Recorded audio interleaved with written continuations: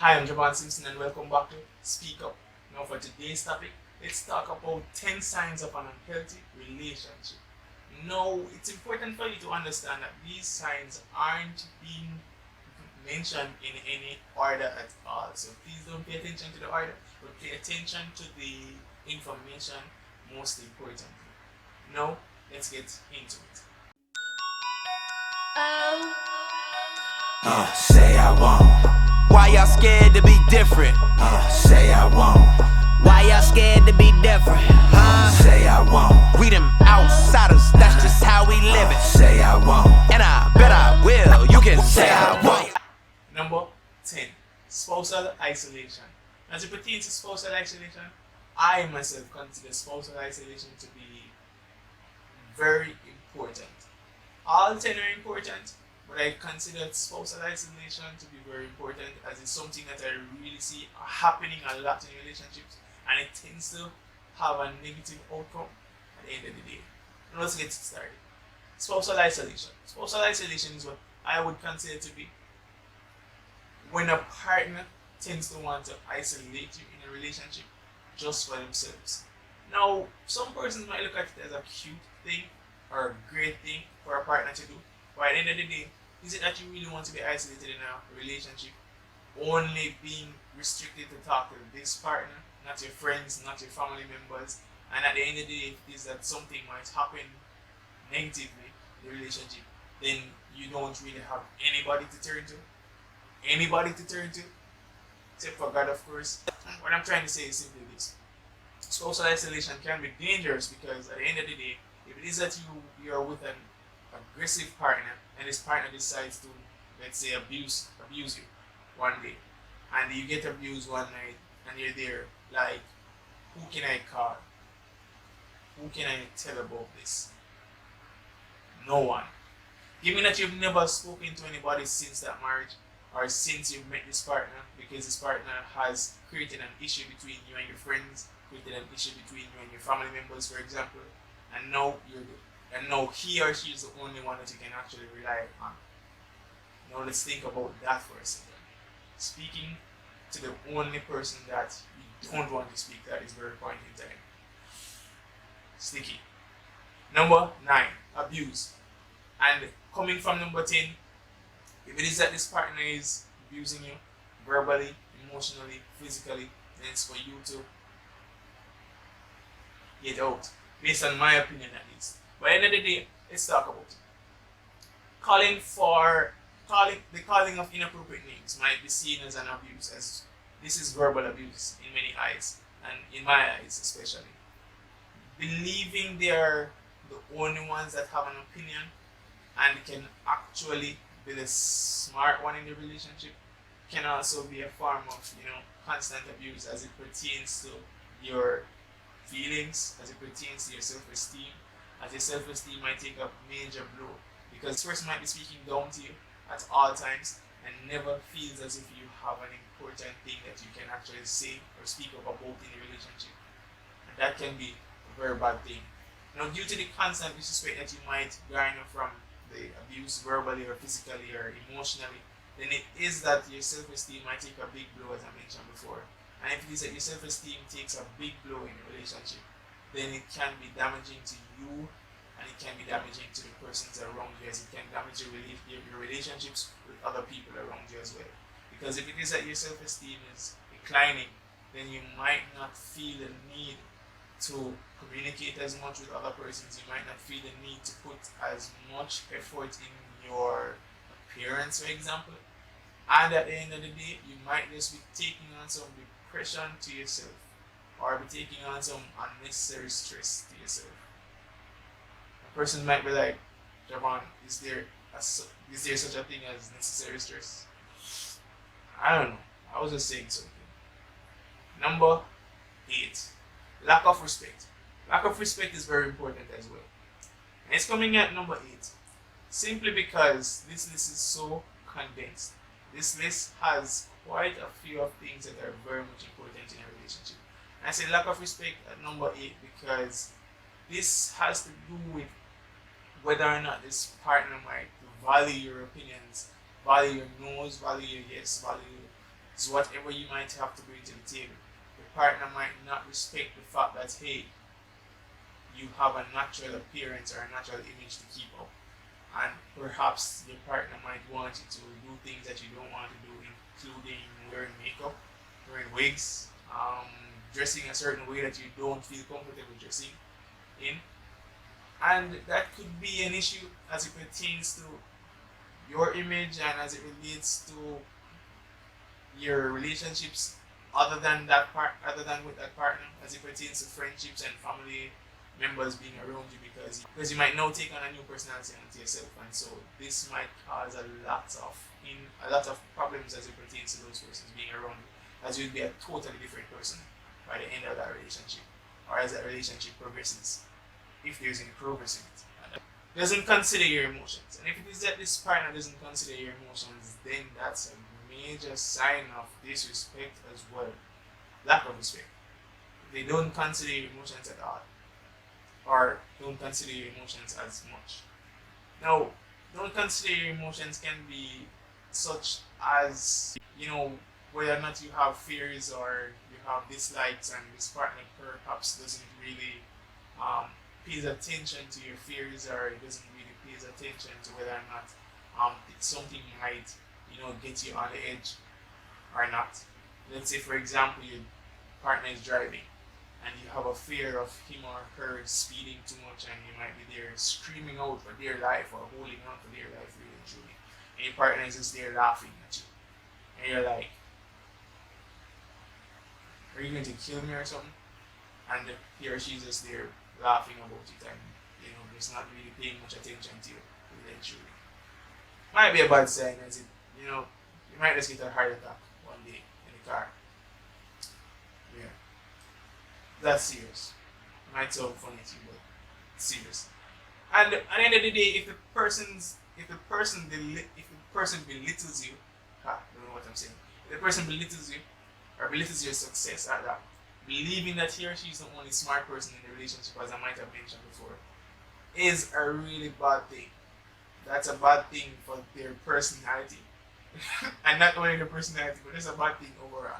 Like, for you to actually gain something as it pertains to having success, or having that, perhaps you might have achieved something in a relationship, and you just go to your partner and you're all excited about it, and your partner is like,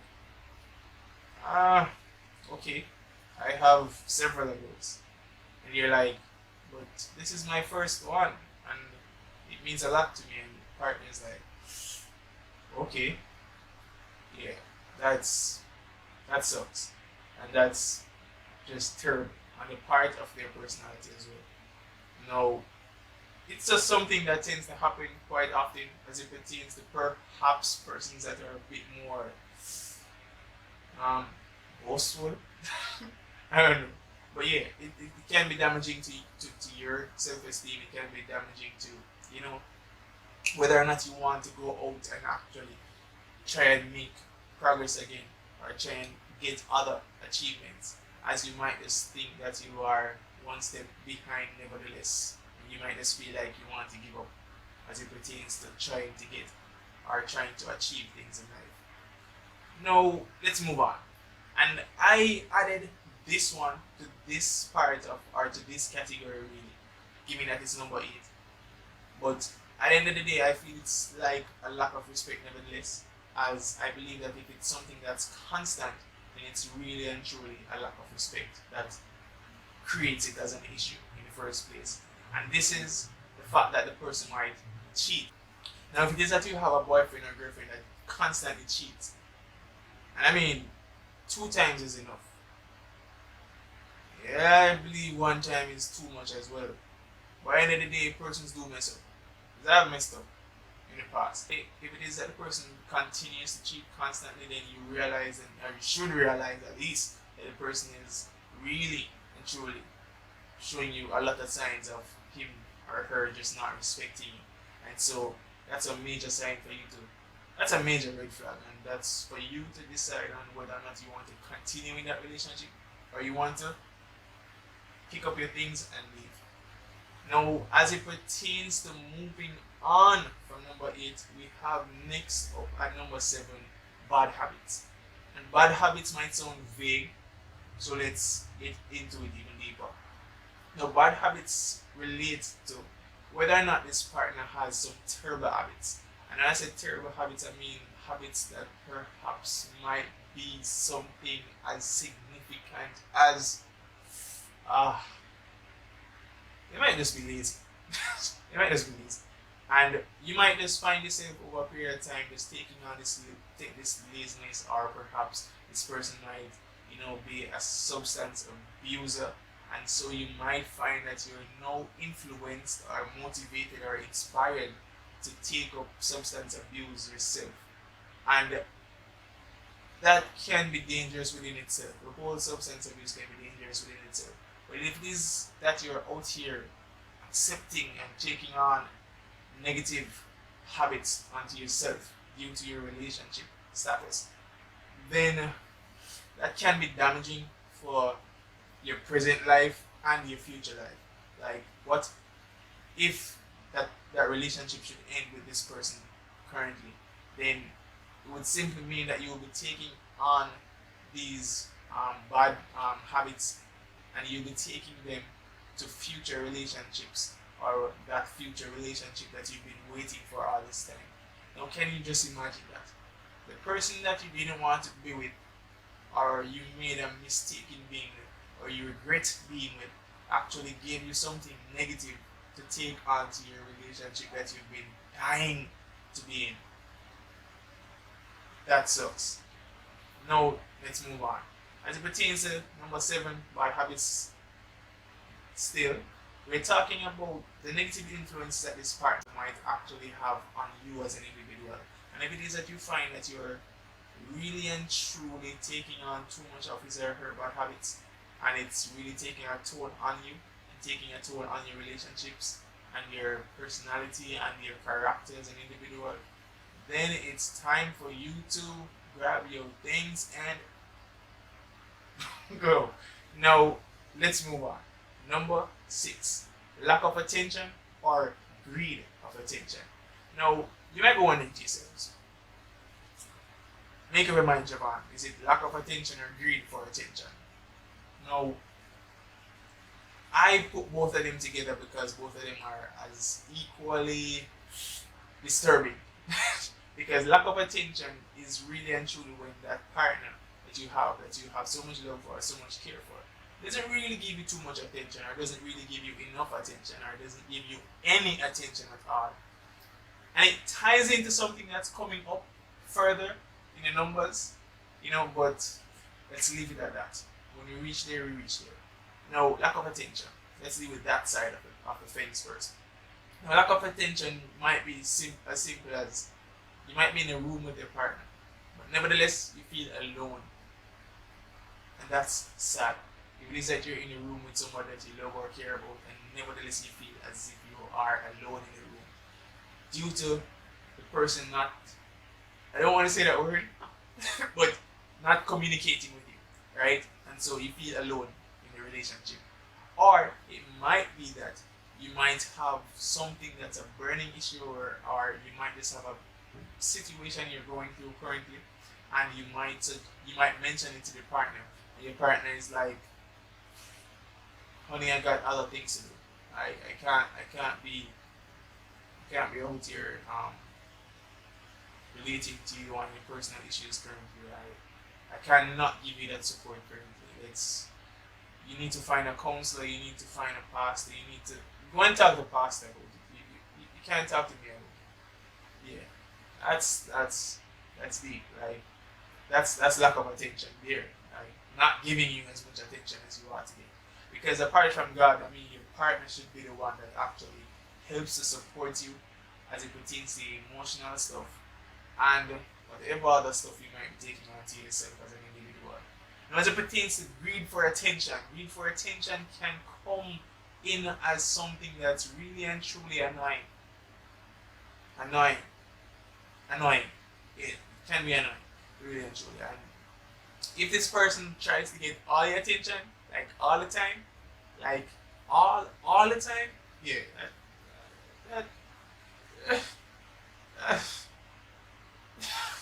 yeah, Yeah, yeah, that speaks for itself. That's like, yeah, no. Coming at number 5, lack of confidentiality. Lack of confidentiality is terrible for a relationship, really and truly.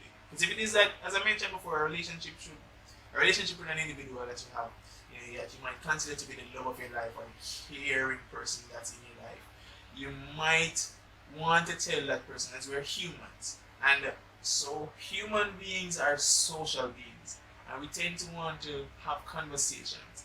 And even if we don't have conversations with persons on the outside, it means that we have someone that we call our own. We tend to want to communicate with them, whether or not it's, just to sit and cuddle with them and cry on your shoulders or whatever it might be. You tend to want to at least give some information that relates to your past, as it relates to things that you've been through.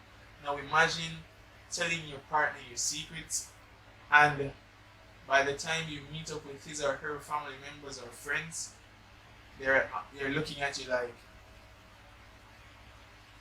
why did you do that? Like, you did all of that in your past, why is he or she even still with you?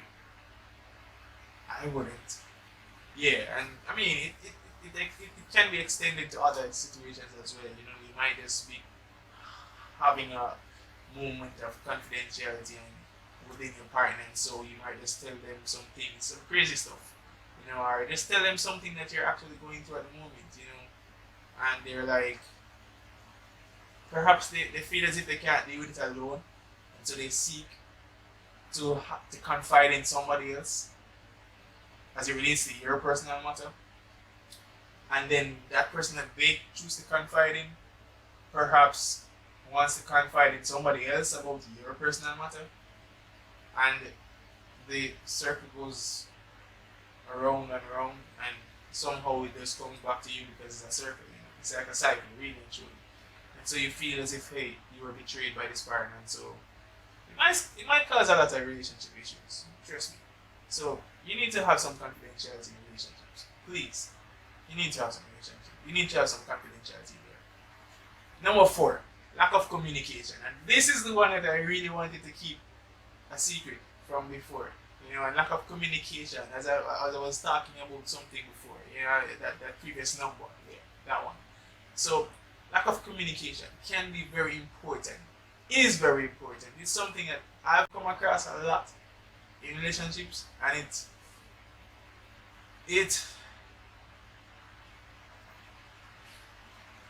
I'm still here. It gave me a lot of headaches. It gave me a lot of problems, and I'm praying to God I don't come across it ever again. Lack of communication is just that terrible. Like, imagine being in a relationship with somebody and you hardly hear from the person. Or you're in a relationship with somebody and you hardly see the person. You're in a relationship with a person and you feel as if you're there all alone. Yeah, lack of communication can be very terrible. Now, this person might hardly call you or might hardly message you, and perhaps this person might be in close proximity to you, and nevertheless, you two hardly see each other. And it's not because he or she is busy, it's just because they're perhaps not in the mood. Yeah. Those persons with mood issues, like bipolar people, for example. And no, it's not that I'm having any issues with bipolar people, because if it is that you're bipolar, then you're just bipolar. And if it is that you're just not in the mood currently, then you're just not in the mood currently, but it cannot be for the entire relationship. It cannot be for the entire relationship. Seriously. Yeah. So, if it is that this person refuses to discuss certain things with you, refuses to be this emotional support for you, and hence just refuses to communicate really and truly with you as it pertains to their feelings, because we see that a lot as well. Persons just refuse to communicate as it relates to their feelings because their feelings are personal. Like, isn't the relationship personal? Come on, let's just move on. I'm perhaps gonna get too emotional for this topic.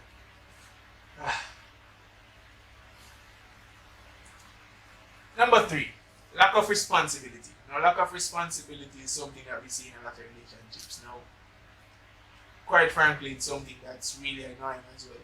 Now, if it is that you have a partner that doesn't want to take responsibility for anything in a relationship, and I mean anything at all, if it is that you agree to meet somewhere at a particular time and this partner is always late, and I mean always late, and when this person is always late, this person always has an excuse as to why they're late. Like, really? You really have an excuse for this one? Godzilla attacked the car. Transformers took over in your community. Something of that sort. I don't know. I don't know what the excuse might be, but it might be something crazy. They're just not taking responsibility for whatever is happening. This person might also be not mature enough as it pertains to having kids, for example. Now let's say you're married and you want to have kids in the near future, and you're there like, this person isn't even mature enough or responsible enough to go somewhere and do something that I have asked him or her to do, and to do it properly. How is it we're going to grow a child or children together? You'll need the help of God, dear sister or brother. You need the help of God. Moving on. Number 2, trust issues. Now, trust issues. This is serious. Trust issues are serious. If it is that you have trust issues, perhaps because of past experiences, you see, I've experienced some of this myself, and I mean, I've had trust issues because I've experienced things in the past, and so it has affected me in relationships. But I mean, if it is that you think you're ready for a relationship, then it must be that you have gone over at least most of those trust issues, because to enter a relationship with trust issues, it's just unfair to the person you're entering a relationship with, and it's unfair to you, the individual that's entering a relationship, because it might just be that you're setting up yourself to hurt the person that you're going into a relationship with, or hurt yourself even more. You need to heal those wounds, heal them. Just like this band-aid here, you need to heal them. Get them healed. Ask God for help. Ask a counselor. Ask your friends. Even if it's a matter of needing closure for another relationship, you need to get that closure fast. Like Usain Bolt fast. You need to get that closure very fast. And if it is that you have trust issues to the point that you're very suspicious, like you're always suspicious, like always suspicious. He's late, he's with another girl. She's late, she's with another guy. She hasn't texted, she hasn't called, she's talking to somebody else. Then that's an issue. That's a major issue. You need to start that out as soon as possible, because those issues are creating issues for the country, for the world. Do it for the world. Do it. I mean, you really need to get through those trust issues, because here in Jamaica, have a lot of violence taking place as it relates to relationships, and we find that it's really and truly trust issues, jealousy taking over. A lot of these things tend to be taking over in our relationships, and we don't seek out help for these things, and so it takes a toll on our mental health, in our lives in general, and so it takes a toll on everybody else. And you tend to act a fool when you're just emotionally unbalanced. Whenever you're emotionally unbalanced, then it's a major thing. It's a big thing. I mean, I'm not officially a counselor, but perhaps you can talk to me. Perhaps. Number 1.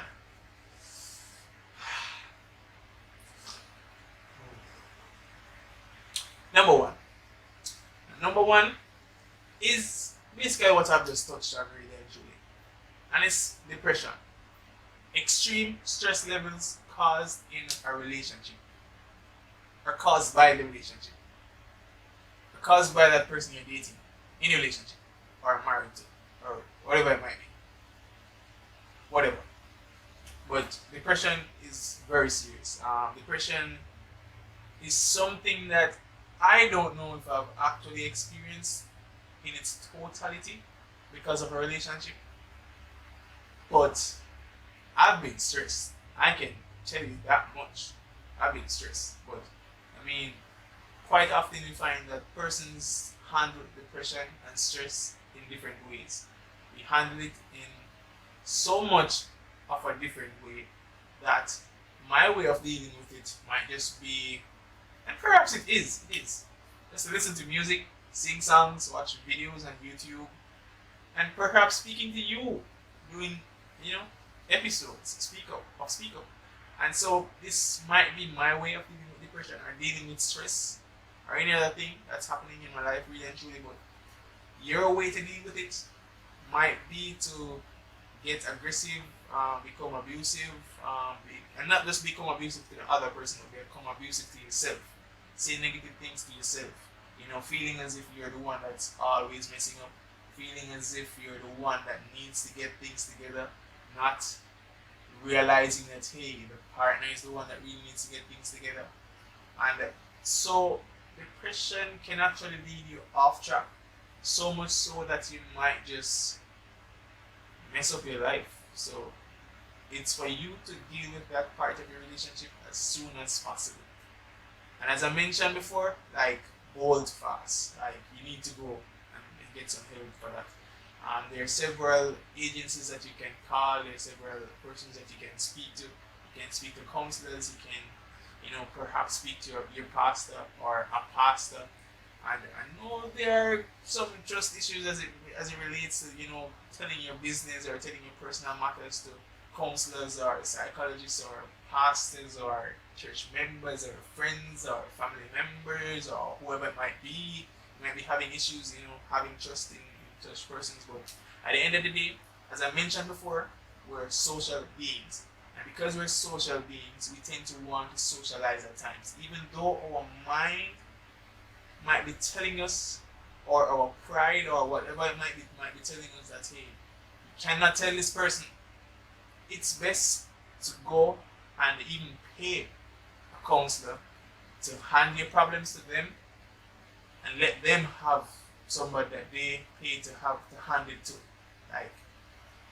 As a counselor, as a future counselor, as a future psychologist myself, as I'm in a lot of courses, we realize that, hey, we'll be getting a lot of people's problems to take home. And at the end of the day, if it is that we get them to take home, we have to actually hand them over again to somebody else. Or just hand them over to God. Hand them over. But yeah, depression is very serious, and so you need to get help with it as soon as possible. It's not something for you to mess around with. It's not something for you to joke around with. And at the end of the day, if this is you're experiencing it, please tell it to somebody. Try and tell it to somebody. Try and get some help with it. Don't worry too much about whether or not you'll tell somebody else. I suggest that you just do it to help you at the moment, and just let it go, so much so that it won't be affecting you anymore, at least. Yeah. Please.